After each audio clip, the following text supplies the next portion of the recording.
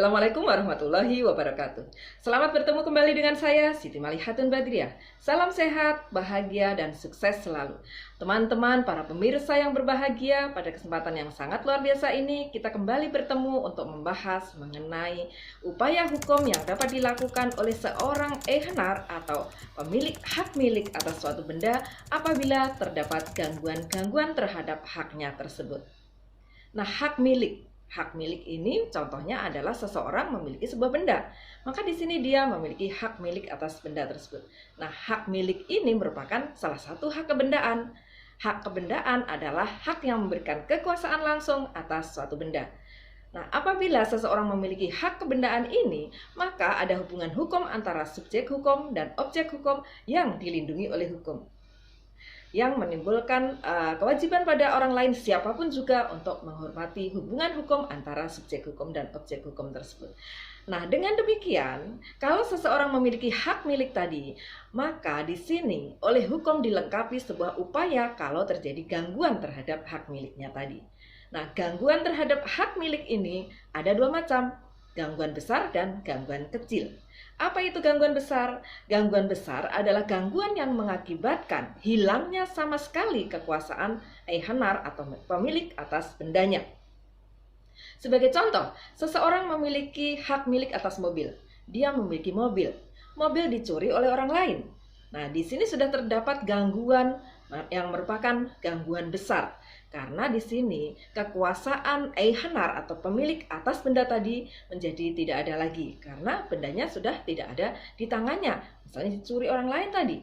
Nah, dalam hal terjadi gangguan besar ini, maka oleh hukum pemilik hak kebendaan tadi, yaitu pemilik hak milik tadi, bisa melakukan revindikasi atas bendanya, yaitu hak untuk menuntut kembali bendanya di tangan siapapun benda itu berada. Sebagai contoh, misalnya tadi, mobil dicuri oleh A, kemudian oleh A dijual kepada B, oleh B dijual kepada C, dan seterusnya sampai Z. Maka di sini si pemilik hak milik, yaitu pemilik mobil tadi, dia bisa mengajukan gugatan revindikasi dimanapun benda itu berada, baik ada di tangan A, B, C maupun siapapun sampai Z. Nah, ini dia bisa melakukan revindikasi. Kemudian yang kedua adalah gangguan kecil. Gangguan kecil adalah gangguan yang tidak mengakibatkan hilangnya sama sekali kekuasaan ehnar atas bendanya. Jadi bendanya masih tetap ada di tangan ehnar atau pemilik tadi. Gangguan kecil ini contohnya adalah perusakan barang. Perusakan barang itu apa? Perusakan barang adalah gangguan yang mengakibatkan kerugian material atas kebendaan seseorang. Kemudian hinder.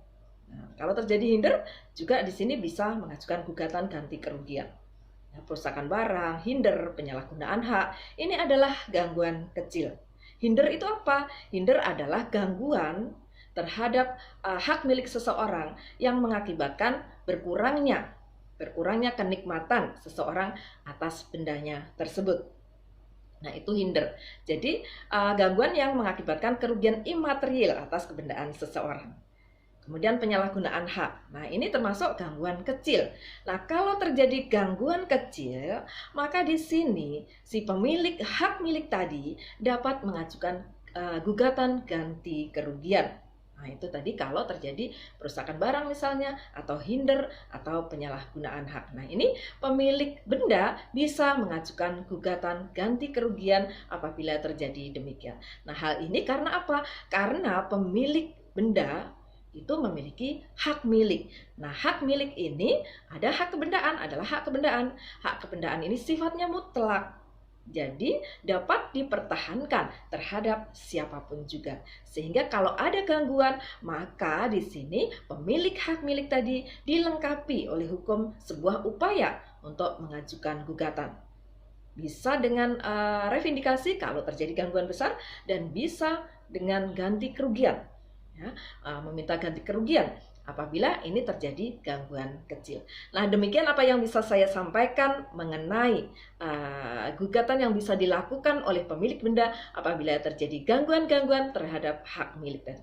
Terima kasih atas perhatian teman-teman semuanya, para pemirsa semuanya, dan mohon maaf apabila ada kekurangan, dan jangan lupa subscribe apabila belum subscribe, dan juga bunyikan juga loncengnya supaya selalu mendapatkan update video terbaru saya.